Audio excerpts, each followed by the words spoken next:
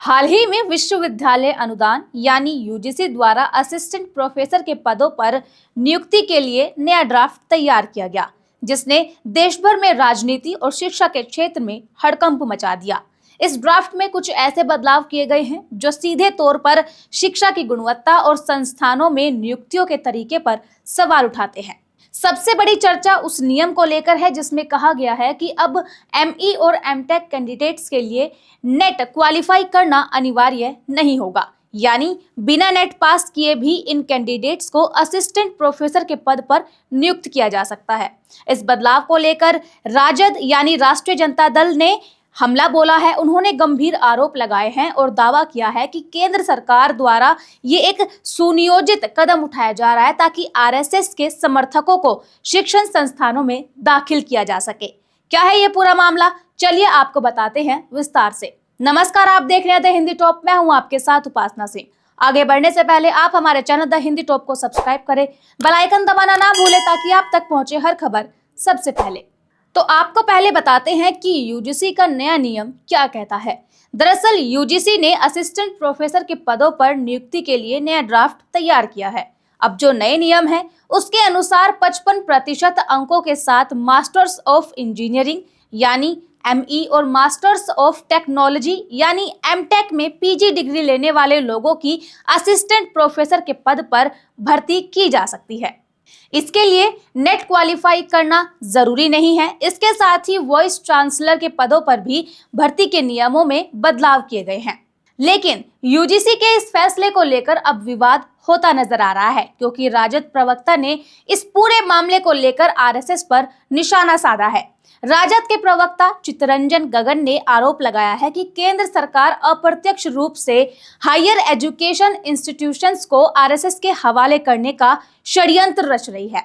उन्होंने कुलपतियों एवं असिस्टेंट प्रोफेसर की नियुक्ति से संबंधित यूजीसी का निर्णय आश्चर्यजनक एवं शिक्षा को रसातल में ले जाने वाला बताया। चित्तरंजन गगन ने इस पूरे मामले पर सवाल उठाते हुए कहा कि यदि किसी दूसरे विषय के व्यक्ति को प्रोफेसर बना दिया जाएगा या शिक्षा जगत से बाहर के लोगों को कुलपति बनाया जाएगा तो शिक्षा व्यवस्था की क्या स्थिति होगी। यूजीसी के इस अव्यवहारिक फैसले से शिक्षा का महत्व समाप्त हो जाएगा।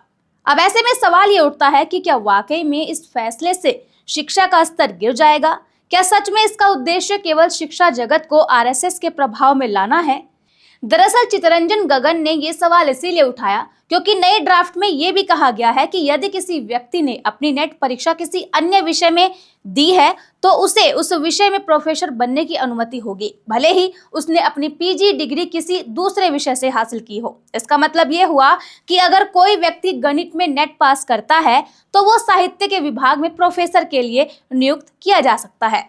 ऐसे में यूजीसी के इस नए ड्राफ्ट में किए गए बदलाव सीधे तौर पर एजुकेशन इंस्टीट्यूट में नियुक्तियों की पारदर्शिता और क्वालिटी को प्रभावित कर सकते हैं।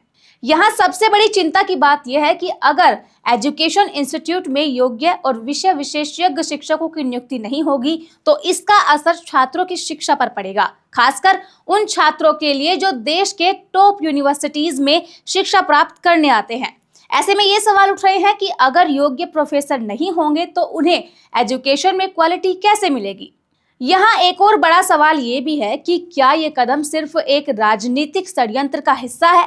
क्या सरकार आरएसएस के समर्थकों को शिक्षण संस्थानों में लाकर शिक्षा के क्षेत्र में अपनी पकड़ मजबूत करना चाहती है? ये सवाल इसीलिए जरूरी है क्योंकि राजद जैसे विपक्षी दलों ने इसे स्पष्ट रूप से एक राजनीतिक कदम बताया है जिसका उद्देश्य आरएसएस के विचारधारा को बढ़ावा देना है। वे इसे आरएसएस के लोगों को शिक्षण संस्थानों में घुसाने की योजना के तौर पर देख रहे हैं। अगर हम इस बदलाव को शिक्षा के नजरिए से देखें तो क्या ये समय की जरूरत नहीं हो सकती ताकि कुछ ऐसे छात्रों को भी प्रोफेसर बनने का मौका मिले जिन्होंने नेट परीक्षा में असफलता पाई हो लेकिन वे क्षेत्र में अपने कार्य और ज्ञान से प्रवीण हैं। अब इससे शिक्षा के स्तर में गिरावट आएगी या फिर समृद्धि? इस सवाल का जवाब तो समय के साथ स्पष्ट हो ही जाएगा, लेकिन फिलहाल ये सुनिश्चित करना जरूरी है कि शिक्षा का स्तर बनाए रखने के लिए कोई भी कदम उठाने से पहले सभी पक्षों की राय ली जाए और ये सुनिश्चित किया जाए कि इस बदलाव से किसी भी छात्र का भविष्य प्रभावित ना हो। आखिर में ये कहना गलत नहीं होगा कि ये मामला अब केवल शिक्षा से जुड़ा हुआ नहीं रह गया, बल्कि ये राजनीति का भी एक बड़ा मुद्दा बन चुका है और इसी राजनीति के कारण ये मामला लगातार गर्माता जा रहा है। फिलहाल के लिए इस खबर में इतना ही। इस खबर पर आप क्या सोचते हैं, आपकी क्या राय है, कमेंट में जरूर बताएं और ऐसी ही खबरों के लिए सब्सक्राइब करें द हिंदी टॉप। साथ ही हमें एक्स यानी ट्विटर, फेसबुक और इंस्टा पर भी फॉलो करें।